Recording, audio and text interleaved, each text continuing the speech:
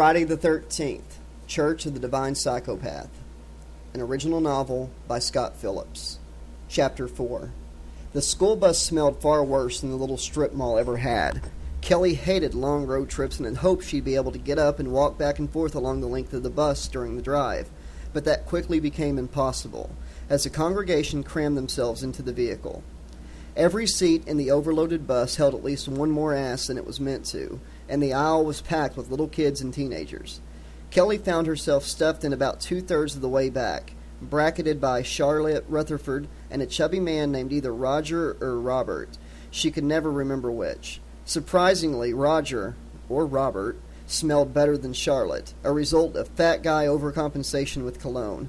Charlotte, a dried-up 40-year-old with turn-of-the-century librarian hair, gave off an odor that seemed to be a combination of vinegar and old socks, and it was growing in potency as the drive wore on. Kelly wondered if the woman's pinched, sour expression was in response to her own stench, or if it was merely a sign that she'd never known the touch of a man. The kids on the bus were chattering excitedly, playing I Spy or otherwise amusing themselves. A number of miles back, they'd broken into a rousing chorus of 100 bottles of beer on the wall, but fortunately most of them had become bored after 17 bottles or so, and only a couple of diehards were still singing, and even they had collapsed into a tired, Lou Reed-style muttering. Charlotte occupied the window seat, and every time Kelly tried to look at the passing scenery, the older woman tensed up, her eyes flicking around nervously, as if she thought Kelly was staring at her. Kelly found this vaguely disturbing, and so hadn't been able to enjoy even the simple pleasure of looking out the window. It was a shame, too. The countryside they were passing through was beautiful, the thick trees broken up by only the occasional farmhouse or lush green field of grass. The long drive sure would have been more fun with Meredith riding next to her. Meredith. The muscles in Kelly's jaws tightened as she thought about the girl riding alone with Curtis Rickles. Twisting in her seat, Kelly strained to look out the back window of the bus. The Scout driven by Don James followed closely behind, towing the trailer with it. If she craned her neck and squinted hard enough, she could make out Long in the passenger seat, his face obscured by shadow. He looked like he might be asleep. But where was Rickles' pickup truck? She could see the road clearly for about a quarter-mile back until it disappeared behind some trees. Why would he fall so far behind? More importantly, why would Long let him fall so far behind? The truck was old. Judging from the horrible sounds it made, the thing could break down at any moment, especially towing that generator or whatever it was. Kelly realized she was breathing hard. Gathering herself, she took a deep breath, slowly exhaling. Long would have taken the truck's shape into consideration, surely. She turned to face the front of the bus again, settling into her seat and trying hard to relax. They'd passed through a little town a while back. Perhaps Rickles and Meredith had stopped for gas, a candy bar, or something. She studied Meredith's parents, sitting a half-dozen rows ahead of her. They didn't seem worried. Hell, Mrs. Host appeared to be peacefully sawing logs, her head lolling back and against the seat. Still. Kelly moved to look out the window again, bumping Charlotte Rutherford with her knee. The older woman grunted a little too loudly, making it clear that she was less than pleased. Needlessly shifting a little more, Kelly put some force behind the knee, deliberately gouging the woman's thigh. "Ow!" Charlotte yelped, her wrinkled mouth puckering like a sphincter. "Sit still!" "Sorry, Charlotte. I was just trying to see behind us." Kelly ignored the woman's fussing and twisted to get a better look out the back. On the other side of her, Roger, or Robert, smiled agreeably, not upset in the least about Kelly's ass brushing against him. Still, no sign of the truck. Kelly wondered if she should mention it to Travis Hornby, the driver of the bus. As she was about to say something, the truck rounded the corner way off in the distance. Kelly's body uncoiled. She was being a nut. Sighing softly, she began to turn around, but was tossed against Charlotte as the bus suddenly slowed down. "Well, good grief!" Charlotte exclaimed. "Maybe you should sit on the floor with the children if you're going to squirm around constantly." The bus had slowed to make a left turn. Out on the right side, past Charlotte's dour face, was an old cemetery. Kelly stared out at the gravestones as she settled into her seat, bracing herself so as not to further aggravate the grumpy old bitch.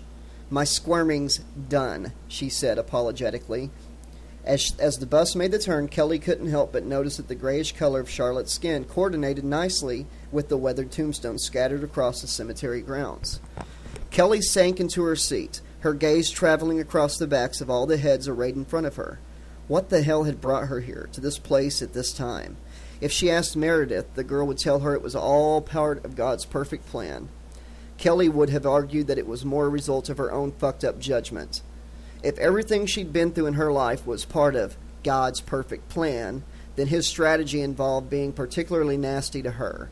What kind of mean-spirited, all-seeing, all-knowing son of a bitch would have included Morgan Patrick in any plan, perfect or otherwise? Kelly was 13 when she met Morgan. He was, to her desperate eyes anyway, a very mature 17. Certainly mature enough to manipulate her into giving him a blowjob inside the windmill at the miniature golf course. She instantly fell in love. How could she resist his charms when the boy was a doppelganger for Corey Feldman? This, she would learn the hard way, was one of the many pitfalls arising from having one's father take a powder when one is only 4 years old. She couldn't really blame her dad, though. With her mom being the stone bitch that she was, she figured the poor guy had to either leave or blow his brains out. And in the grand scheme of things, abandonment was no doubt preferable to finding her dad's ravaged corpse splayed out in the living room. So Morgan Patrick became her secret boyfriend. Secret because he insisted it be that way. Somehow that only added to the mystery and excitement. Besides, it gave Kelly plenty of fodder for her diary, which before Morgan came along, she had filled with poems about unicorns and children's tirades about her mother's meanness.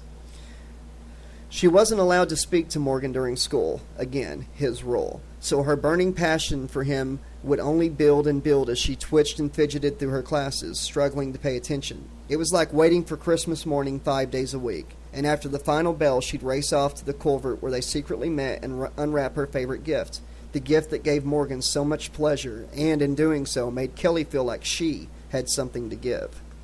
He then started to bring his friends, 3 of them. 2 were from Morgan's class, but 1 was older, maybe even from high school.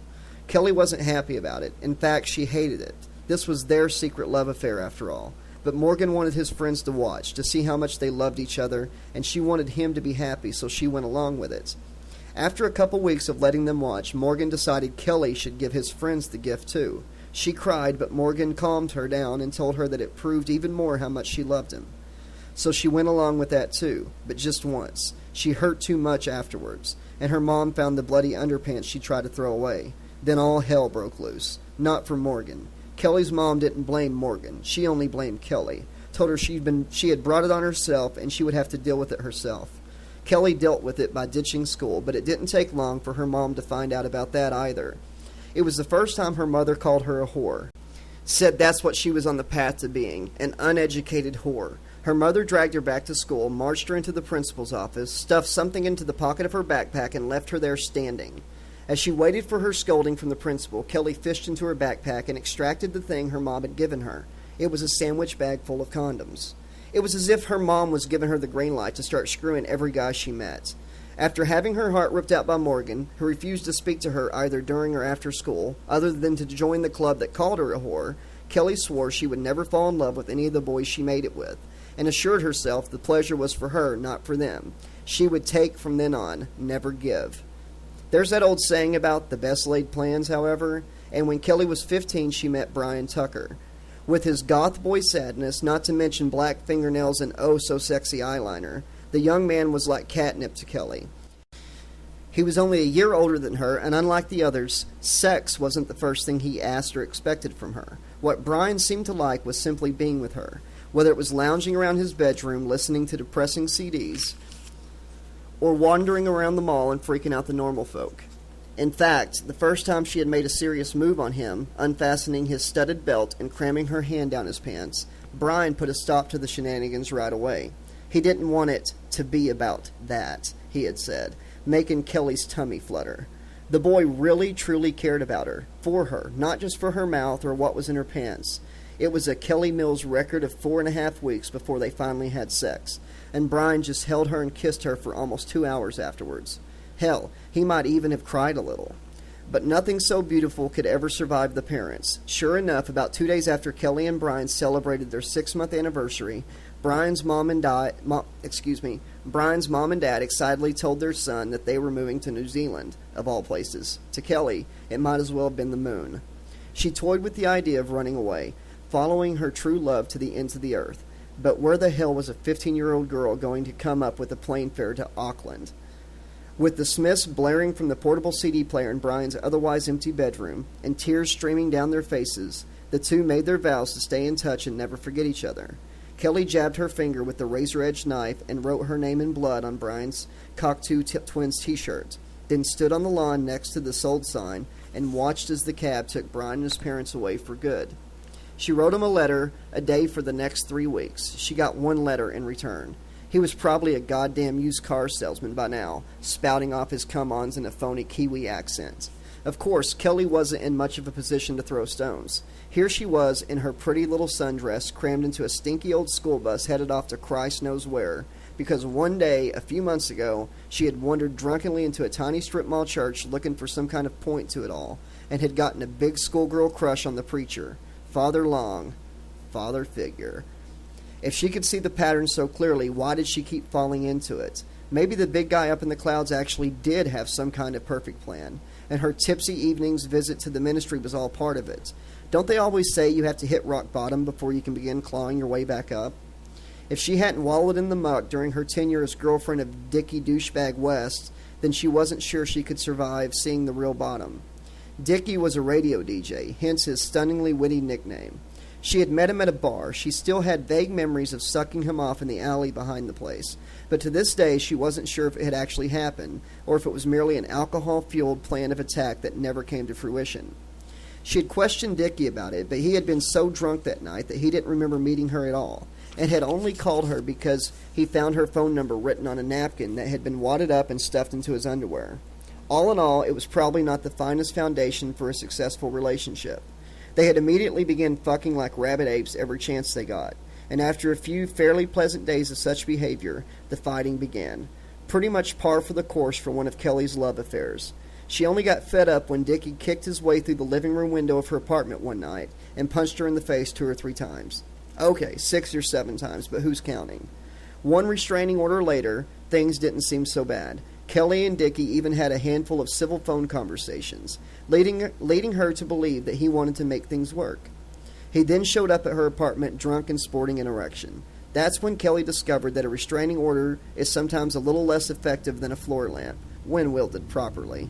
Granted, Dickie wound up being a little less pretty after they stitched up his face, but she liked to think the scar would make him seem more masculine to the other inmates.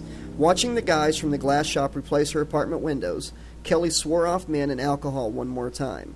She broke the vow within a week, and driving home after another one-night stand, well, one afternoon stand to be more accurate, she saw a handful of people milling around outside the ministry of the Heavenly Vessel. She had driven past the place dozens of times, never really paying much attention to it other than to feel sad for the people who went to church in a rundown strip mall. But this time she felt compelled to stop. She tried to tell herself that it was merely a safe haven until the slight buzz she was nursing had a chance to wear off. She sure as hell didn't want another DUI on her record, after all, but something else was slithering around deep inside her, something that didn't want to make any more long drives home. Her makeup ruined by tears and various pieces of her underwear left behind on the field of battle. She had sat in her car for what seemed an eternity before working up the courage to go inside, partly out of the absurd fear that upon entering the place she'd somehow be instantly stricken with Christianity and no longer enjoy sex, swearing, or movies on Cinemax. Instead of shrieking pod people pointing accusingly at her, however, she'd been met by sweet-natured folks who didn't seem interested in forcing her to think like them at all. For the first time she could remember, nobody looked at her as if she was a whore or an unclean intruder. And Father Long, well, he had welcomed her with open arms. God's perfect plan, perhaps. The months of church and since then really didn't seem to have much effect on her thought processes. But she did believe that she'd become a better person in that time, or at least a more focused person. She'd only been drunk once since she had attended her first sermon, and she had managed to get through the experience without going down on anybody or putting her fist through a wall. Kelly had made an effort to clean up her act, and was so far succeeding better than she had expected. So who really cared if, taken collectively, the congregation didn't smell particularly good? They were good people, and that's all that mattered. Long drives can really hypnotize you, can't they? Kelly snapped out of her trance, looking over at Robert. The fat fellow smiled pleasantly at her. "I was just thinking about stuff," Kelly said. "The future. Yeah," he said. "I know what you mean." Kelly told herself she was going to get the man's name straight and remember it, even if it killed her. The bus shook, bouncing the passengers around as it turned off the 2-lane blacktop highway and onto a dirt road. From where she sat, Kelly couldn't see the weather-beaten arch sign the bus passed under. Some letters were missing, but it wasn't difficult to see what it once read: Camp Crystal Lake. Mr. Rickles kept talking and asking her questions, but even though it was kind of impolite, Meredith was trying not to say much in return. It wasn't so bad at first, but after they'd been on the road for a while, it seemed as if Mr. Rickles found a way to turn everything she said into something, well, dirty. Not in a specific way. He was almost sneaky about it, as if he had a hidden agenda. Like, if she were to tell her mom and dad some of the stuff he'd said to her, they'd probably say she just misunderstood what Mr. Rickles had meant. It made her angry, partly because the way he did it made her wonder if she wasn't just taking it the wrong way. She felt stupid, and she hated that. It was the one thing she didn't like about Kelly. She was completely cool in every other way, but sometimes she treated Meredith like she was a naive little kid. Her parents had kept her pretty sheltered, sure, but she knew a thing or two. In fact, there were some things about Meredith that might just surprise Kelly, and she was planning on doing some surprising very soon. Kelly's arrival at the church had been something of an answered prayer for Meredith. There were kids her own age in the congregation, but nobody she could really talk to. When Kelly came along, they hit it off right away. They liked a lot of the same bands. Although Meredith had sworn Kelly to secrecy about this, her parents would have a seizure if they knew she listened to Marilyn Manson. They could talk for hours without it ever feeling forced or phony, like it did with a lot of adults. The only time it became uncomfortable was when Kelly talked about boys. When Kelly went off like that, Meredith started to feel like she did now, trying not to talk to Mr. Rickles. "We're getting close now." Mr. Rickles sounded kind of like Daffy Duck lisping on the word close.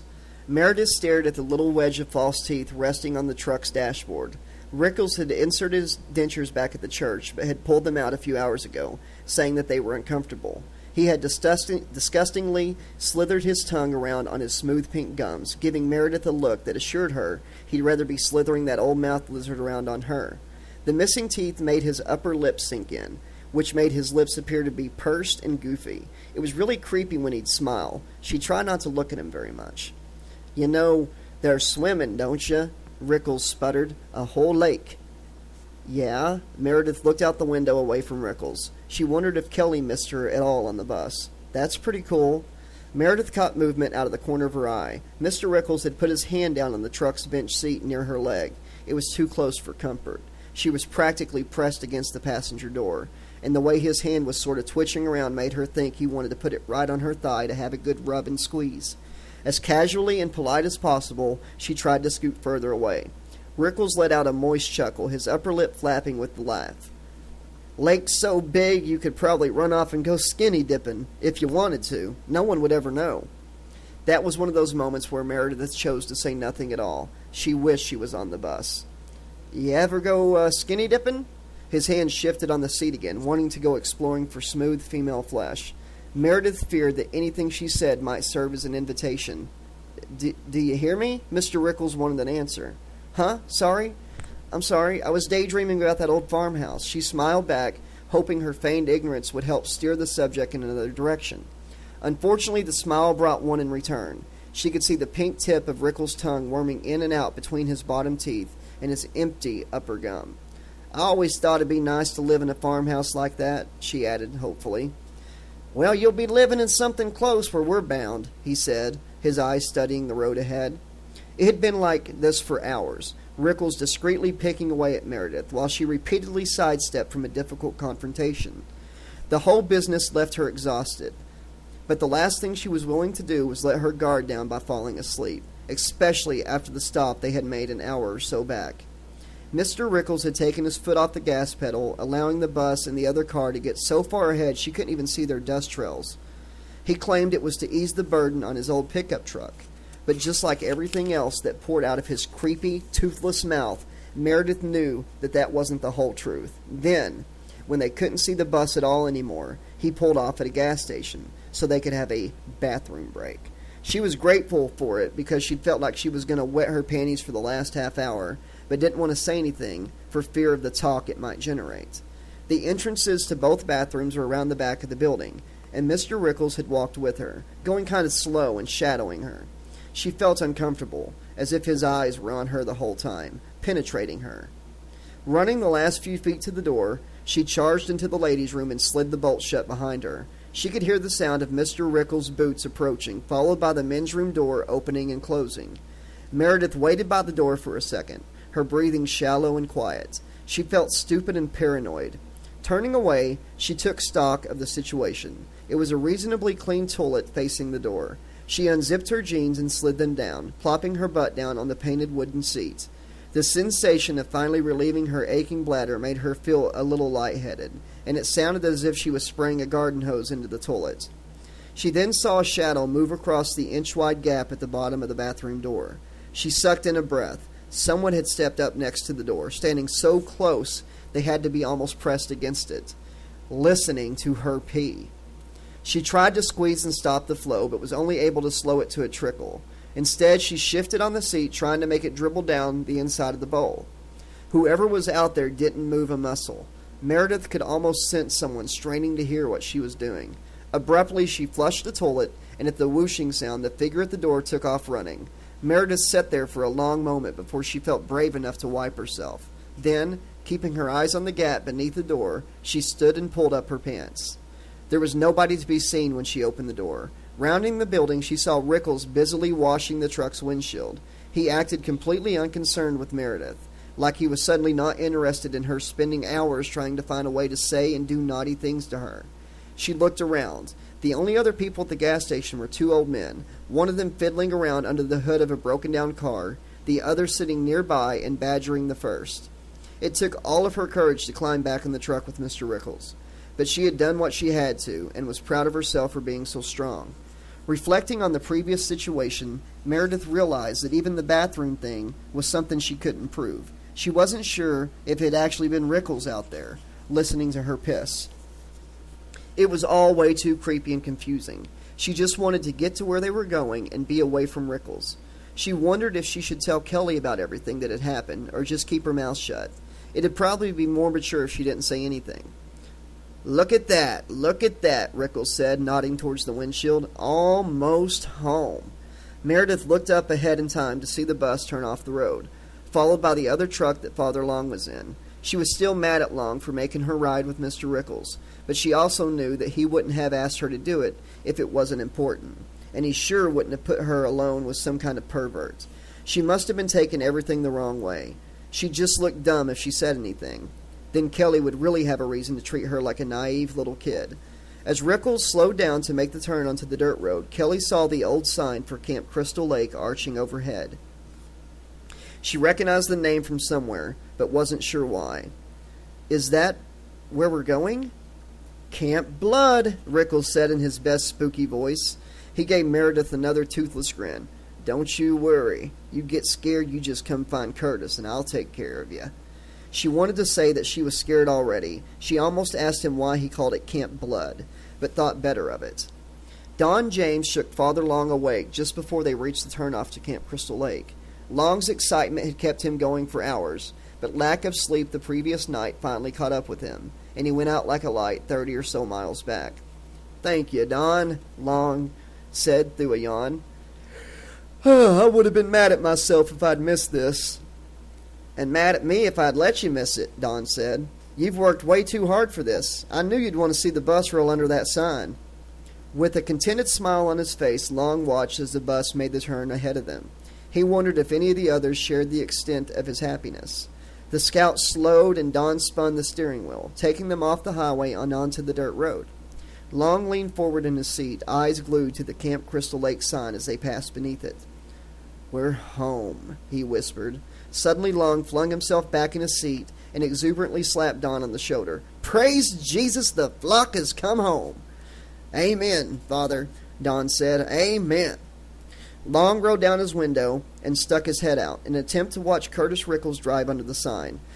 But the old pickup truck was still some distance down the highway. Instead, Long turned his face upwards to the tree-shrouded sky, watching the sunlight burst through the openings in the leaves. He sucked in a deep, cleansing breath. Fresh forest air. No more car exhaust and garbage stink. Another sign ahead on the right caught his eye. Camp Crystal Lake, established 1935, Long read. I say we find a member of the congregation with a steady hand, maybe John Sullivan. I seem to remember he had a knack with our bake sale signs. Have him add a little something to that. Long gathered himself theatrically. Home of the ministry of the heavenly vessel. The father held his hand in front of himself as he spoke, imagining the words spilling across the sign. He fixed Don with a satisfied grin. What say you? Sounds sweet, Father. I can put John on that right away. You just give me the go-ahead. Consider it given. His elbow cocked jauntily out the window, Long settled back and enjoyed the somewhat bumpy ride. The dirt road leading to the campground hadn't been used much in recent years, for obvious reasons, and had fallen into disrepair. Grass and weeds grew thickly along the center mound between the deep ruts, tall enough to scrape the underside of the Scout as it bounced along. Don slowed the vehicle to avoid giving the trailer too much of a beating. Ahead of them, the old school bus swayed crazily from side to side, slowly making its way through the furrows. One of the first chores they'd have to tend to would be smoothing that road, Father Long thought. The preacher's anticipation grew, spurred by the slow going during the final stretch. The taste, Long told himself, would only be sweeter. He closed his eyes, letting his head bob around with the movement of the Scout. When he opened them again, the campground was coming into view, as was the lake beyond it. Praise Jesus, Long said again. The road beneath them smoothed as it widened into the parking area at Camp Crystal Lake. The school bus rode to a stop near the main building, and Long watched as the vehicle's doors opened like the sandwiched fabric of an accordion. The kids were the first ones to disembark, squealing with glee and leaping onto the moist dirt, scurrying off in every direction to begin their exploration of their new home. The first adults were stepping off the bus as the Scout pulled up nearby. Long had his door open and was disembarking from the old truck before it could come to a complete stop. "Welcome, welcome," he shouted to his followers. His voice echoed across the still surface of Crystal Lake. The people who had climbed off the bus stood around stretching, shaking off the long drive, while the others continued to leave the vehicle. Watching them pour out, Father Long was reminded of a clown car at the circus. He couldn't believe they'd been able to cram everyone aboard. Some of the older folks looked a little worse for wear, but overall the congregation seemed cheerful. He felt his face light up as Kelly Mills appeared in the bus's doorway. The trip had to have exhausted her, but she returned his smile. She was the one Long was worried about. He just wasn't sure the woman would pass the test without some serious work on her faith, but that was one of the reasons he so enjoyed having her amongst the flock. She represented a true challenge to his abilities as a man of God, a shepherd of the Lord's way. Long felt like he, with the Lord's invaluable help, of course, had come a long way towards lifting the woman up from the depths of sin she'd been wallowing in, and she certainly seemed eager to further her progress. As the last members of the congregation left the bus, the truck driven by Curtis Rickles finally arrived. Long watched as Meredith practically leapt from the pickup truck and hightailed it towards Kelly, giving the older girl a big hug, probably not an indication that Rickles and the girl had bonded during the drive. He'd have to apply a little personal attention to that situation, guide things along if he could. Rickles was a good man who worked hard for his ministry. Stepping off the bus, Mark Brody approached Father Long, his hands outstretched. "We made it!" Brody exclaimed, grinning wildly. Long accepted the hand and shook it vigorously. Brody was in his mid-40s, ebony-skinned and covered in ropey muscle. He was one of the very first members of the church, showing up for every sermon back when only 2 or 3 others did the same. "We made it," Brody repeated. The two men looked around at the collection of rustic cabins that would be their new home. "This place has quite a history, doesn't it?" Father Long nodded. "And now we're a part of it." Brody's expression clouded. Long could see the man was struggling with something. "Do you think we're really the ones?" Brody finally asked, fixing Long with a dark-eyed, searching stare. That we're virtuous enough?" "I'm not the one to ask," Long said, giving a heavenward nod of his head. He smiled at Brody, but the man's questioning gaze remained. "I believe many of us are, or we wouldn't have been led here." Brody didn't seem so sure. "When you say many of us, well, I'm trying not to be scared. I had my wilder days when I was a younger man." Father Long put an arm around the man's broad shoulders. "Which one of us didn't? We're only human, Mark, not divine. We've all made our mistakes. What's important is that we learn from them. There's no need to fear the Lord's judgment if you walk the righteous path." Brody considered Long's words, then nodded rapidly. "Thank you, Father. I'll do my best." Glancing around, he forced a smile and changed the subject. "Looks like we got our work cut out for us here." "Indeed we do," Long said, returning the smile.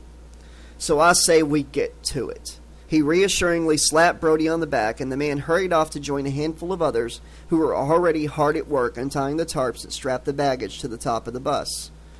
As the business of unloading vehicles and getting the congregation settled in began to swirl around him, Long surveyed the buildings scattered through the camp. Brody was right. They definitely had their work cut out for them. Camp Crystal Lake's better days had come and gone a long time ago. Thanks to its rather unique history, and there wasn't a cabin on the property that didn't need repairs and tender loving care, in some cases extensively. There had been an attempt at creating resort development on the other side of the lake a few years back, but sales on the properties were almost non-existent, and the developers had thrown in the towel. Dozens, maybe hundreds of murders would have that effect, Father Long thought. Nobody in their right mind wanted to live at Camp Blood. Long, however, saw those murders through a different prism. The preacher strode around from his busy flock, wandering throughout the cluster of cabins to examine them. He had been through each and every building when he and Rickles came down to purchase the lease on the campground, but he felt something now that he hadn't experienced previously, a connection to the property somehow. The main cabin was still in decent shape. It was the one the realtor used to entertain potential clients after all. Long laughed softly. The woman had bemoaned her burden of being assigned the Camp Crystal Lake property. She told Long and Rickles that she imagined it was even worse than having to convince someone to rent the Amityville house or Ed Gein's abode in Wisconsin. When Rickles had pointed out that the Gein house had burned down before it could be put up for auction, the realtor told him she wished the same thing would happen to Camp Crystal Lake. Like so many others, she simply could not see the truth, even when it was laid out before her. Father Long paused for a moment, looking up at the big cabin. Could use a little work on the roof.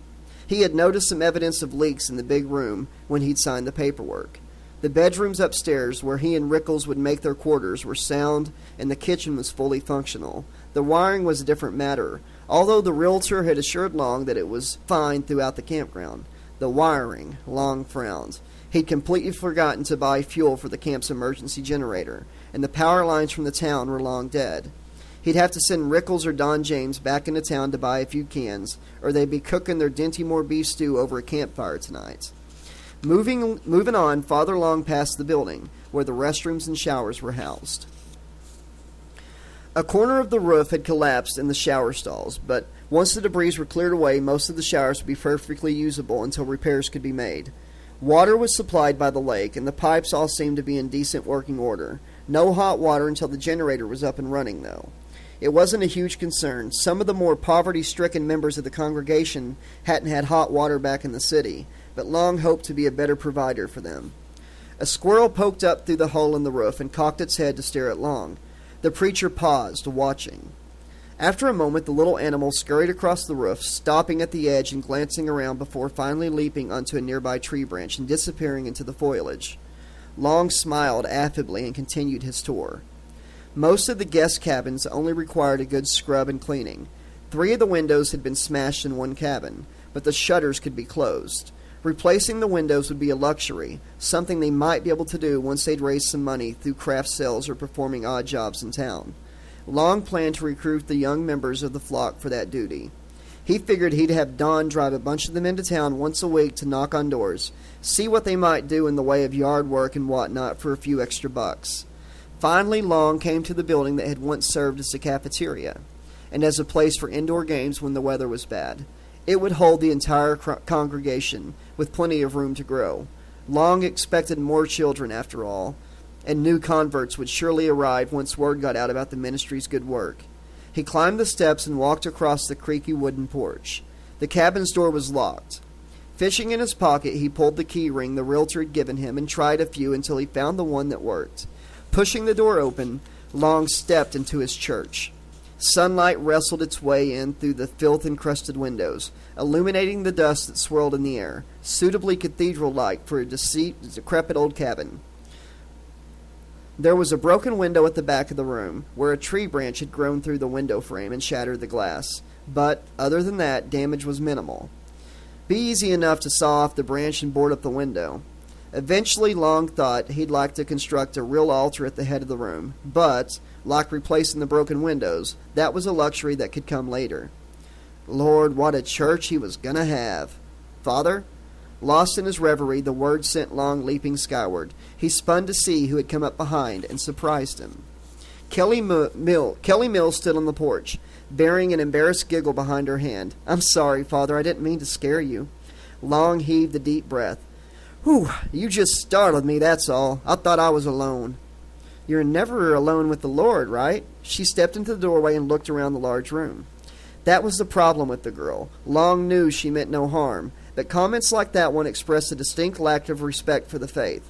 He wasn't quite sure why she had been willing to make the sacrifices the other members of the congregation had made, but he understood what it was to search for the greater good, and he intended to help guide Kelly's spiritual journey as best he could. Is this going to be the church? She asked. The woman had positioned herself in front of a window, where the meager sunlight filtered through her pale sundress, delineating the shape of her thighs behind the thin fabric. Long turned away, feeling a twinge of guilt for having observed the admittedly interesting phenomenon for what appeared to be a shameful length of time.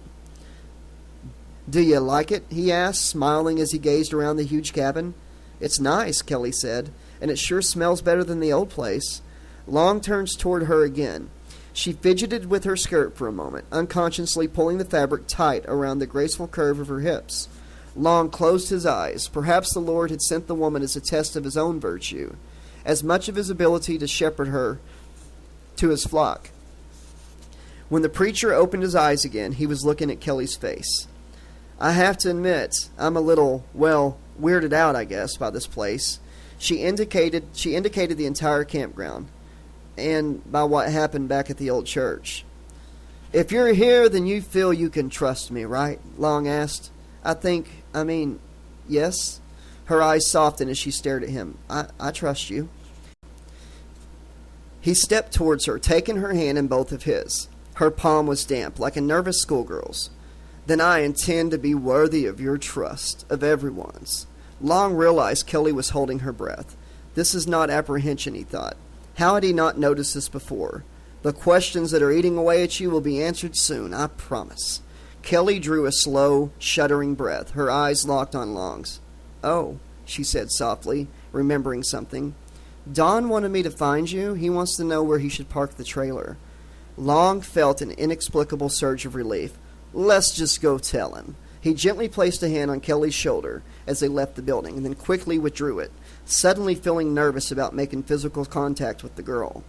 He wondered if her actions, standing between him and the sunlight, toying with her skirt in such a slyly erotic manner, weren't deliberate after all. Maybe she truly was here to test him. He would have to be vigilant. He couldn't afford to allow himself even a moment of sinfulness, not even in his heart. Such a thing could wreck all he had worked for. When they rejoined the others, Long was exceedingly grateful to see Kelly get waylaid by Meredith, who dragged her off to look at a group of baby ducks on the lake. Long watched the two girls for a moment, then lifted his hands, thumb tips together, and squinted at the framed view through one eye, like a movie director. I'm guessing you want this taken someplace special? Don James said, cocking a thumb at the trailer as he strode toward Long. Come here, Long said, still peering at the image framed between his hands. Take a look at this. Don stepped up next to the father and leaned in to check out the view. Meredith had kicked off her shoes and was tiptoeing barefoot at the water's edge, while Kelly picked up a rock and skimmed it across the lake. That'd be real pretty hanging over your couch, Don said. Long tilted the portrait in his head. The lure of the wicked. Sin amidst beauty, as was so often the case with God's plan for mankind. The preacher lowered his hands. And there it is right in front of us. He beamed at the other man. Don't you love the way this place brings out the truth in life? From Don's little half-smile, Father Long could see that he didn't understand what he meant. Turning away from the tableau, the two men piled into the Scout, and Don drove the truck deeper into the campground, pulling up in front of the old cafeteria. There's a storeroom inside at the back of the building, Long said, getting out of the truck. I think we should keep the guns in there. We'll put a lock on the door to keep the kids out. Don opened the tailgate, and together they wrestled a large padlocked wooden crate from the bed of the Scouts. Long had asked his followers to sell off their unnecessary belongings, but he didn't think guns fell into that category. The congregation would be making a go of it in the wild, for one thing. And besides, if whatever craft items the group made didn't exactly sell like hotcakes, they might have to feed themselves the old-fashioned way. Long thought those ducks drifting peacefully on the lake would make a tasty meal, if it came down to it. And, of course, there was the matter of defense. Some people in town had expressed dissatisfaction with the idea of having new residents at Camp Crystal Lake at all. Long wasn't sure how far those folks might go, but if somebody threatened the congregation, well, the congregation just might threaten back. So they'd collected whatever guns everyone owned, coming up with over a dozen hunting rifles of various makes and a good number of handguns, which were ranging from cheap Saturday night specials to a well-cared-for Glock. Long didn't know much about guns, except that when a bunch of them were thrown together in a box, they weighed a lot.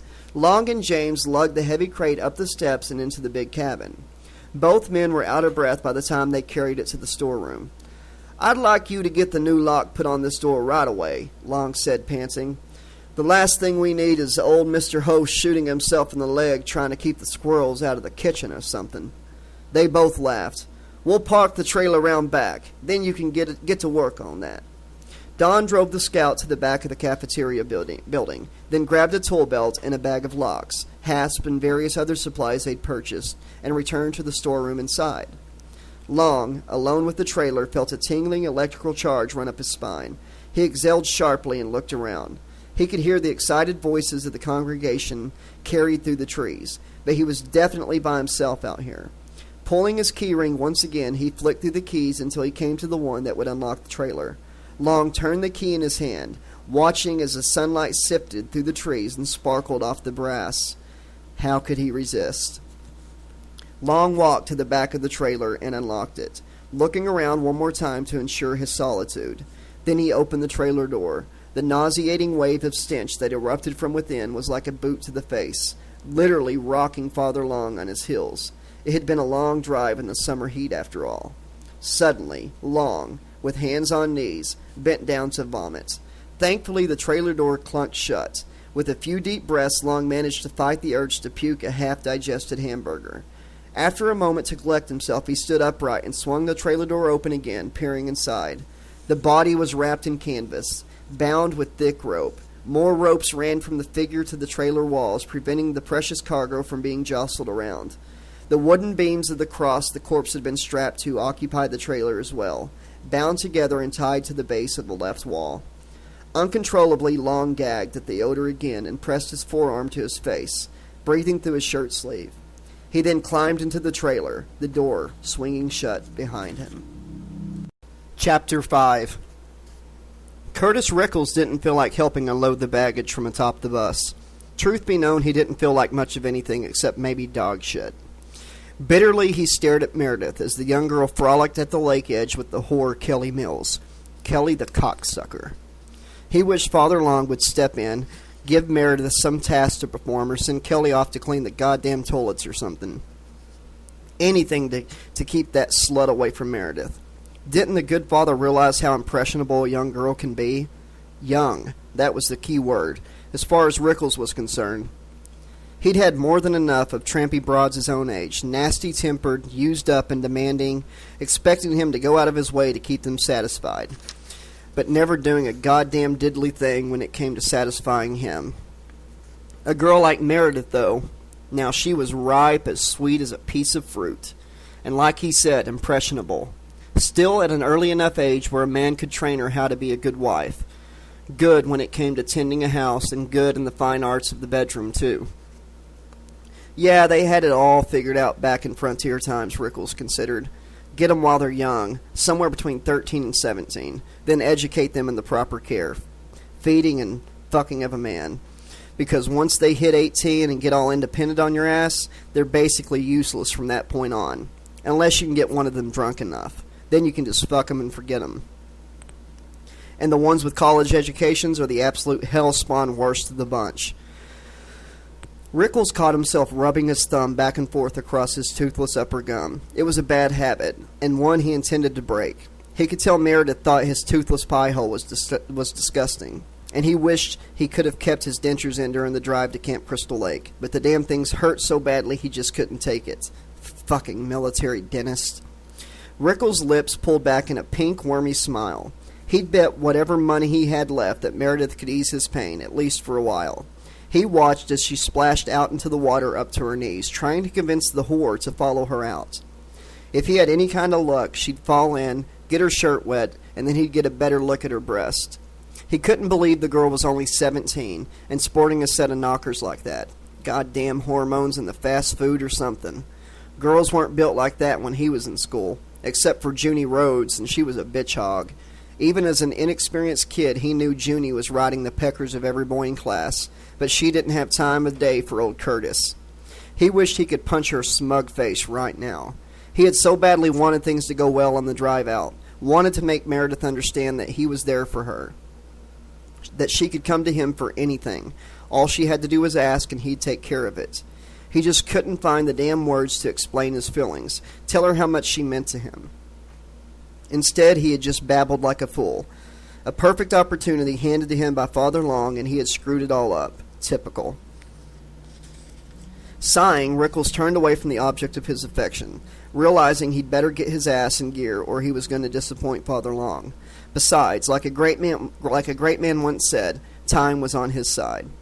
Out here in the wilderness, he supposed he didn't have to worry about much coming between him and Meredith.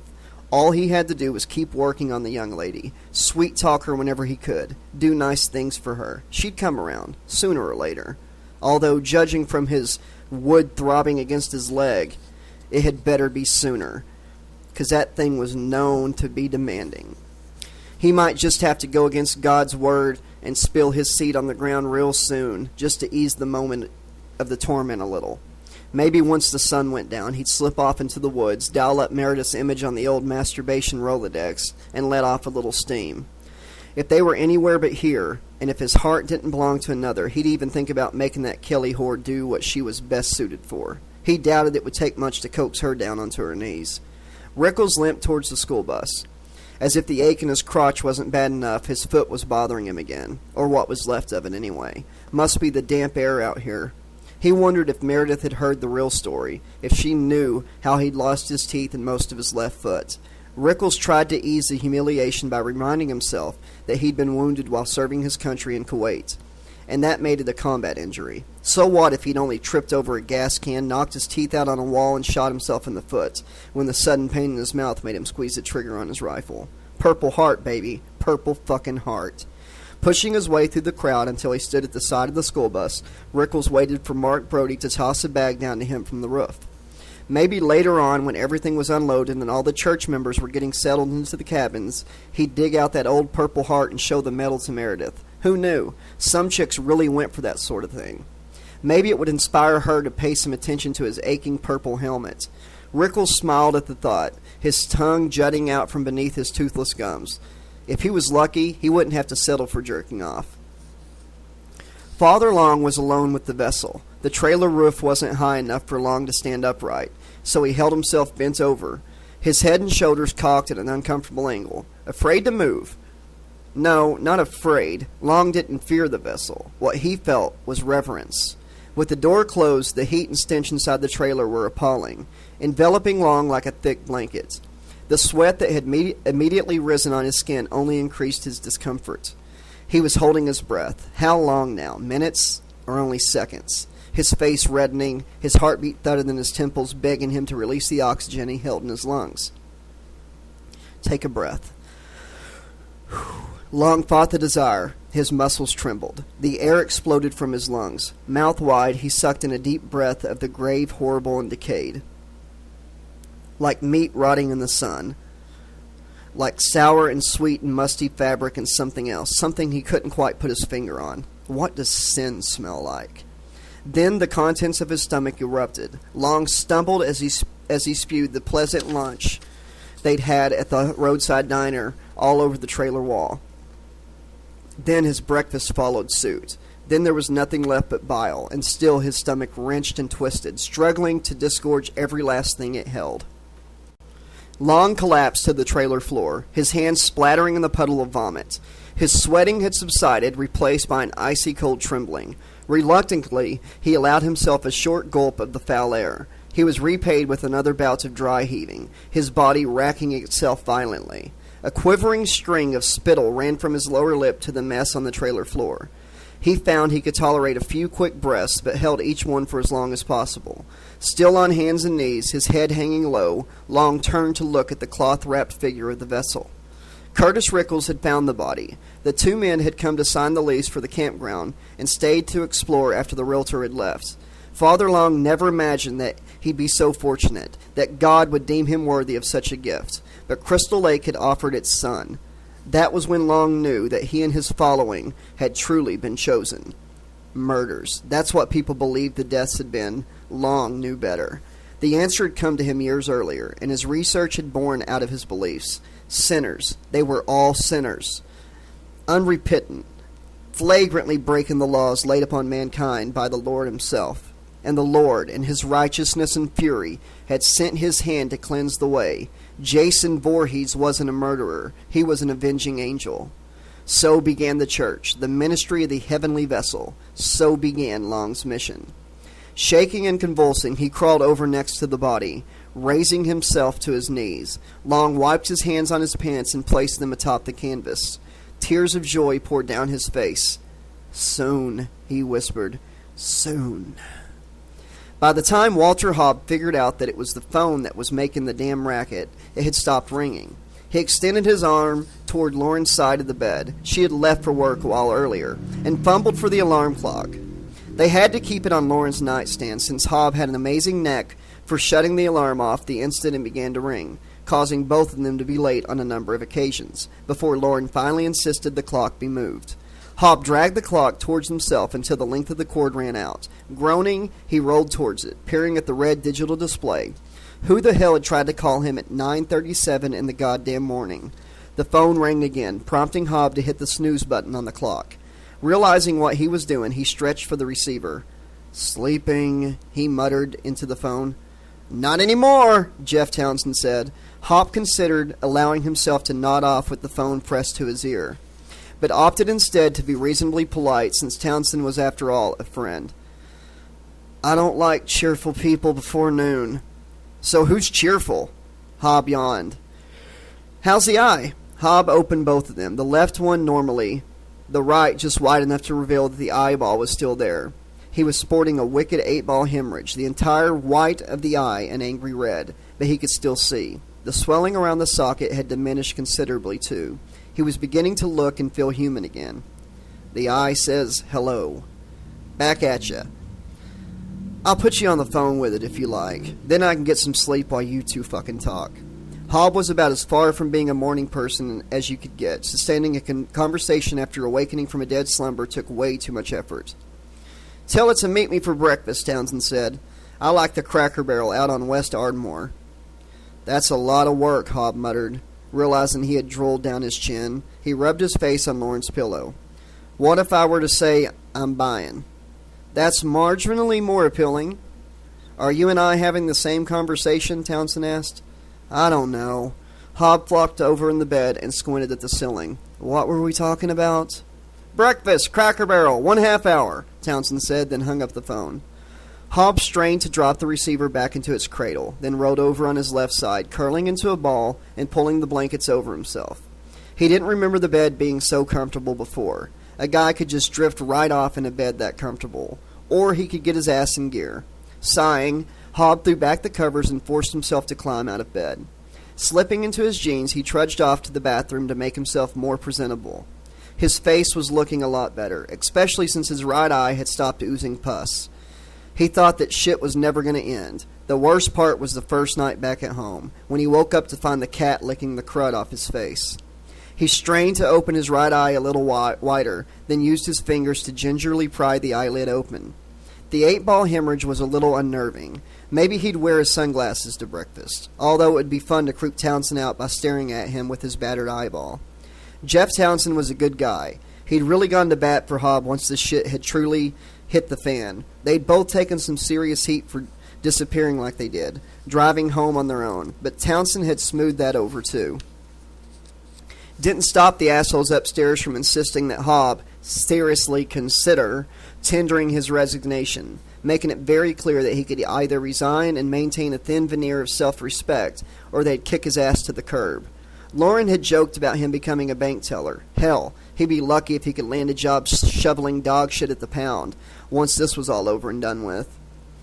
Hobb had been granted 2 weeks of unpaid leave to consider his limited options. That was 5 days ago. He was already going nuts, sitting around the house like some kind of welfare case.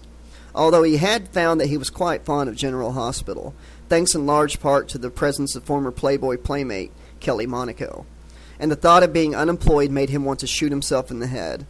Hobb ran a hand over his stubbly beard. Lauren hated it. She'd been watching way too much Queer Eye for the Straight Guy or something, but he thought it made him look kind of tough. Bank tellers didn't need to look tough. Shit.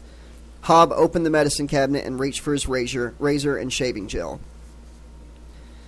Jeff Townsend chuckled as Hobb entered the lobby of the Cracker Barrel. What, you couldn't leave well enough alone? A round Band-Aid was stuck to Hobbs's left cheek just above the jawline, where he'd cut himself while shaving. I'm having a goddamn week, that's for sure, he said. Just do me a favor and keep my fork away from my good eye. The two men smiled and shook hands and ignored the please wait to be seated sign and found themselves a table.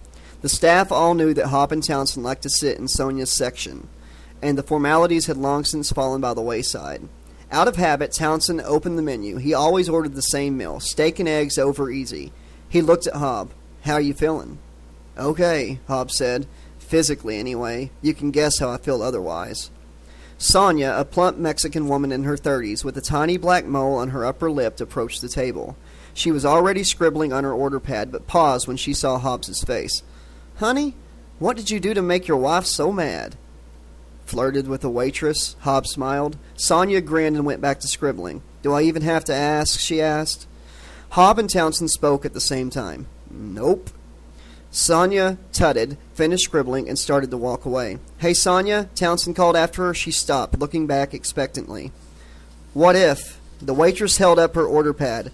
Then you make me use 2 slips, 'cause I always write your ticket before your butts are even in the seats, she said.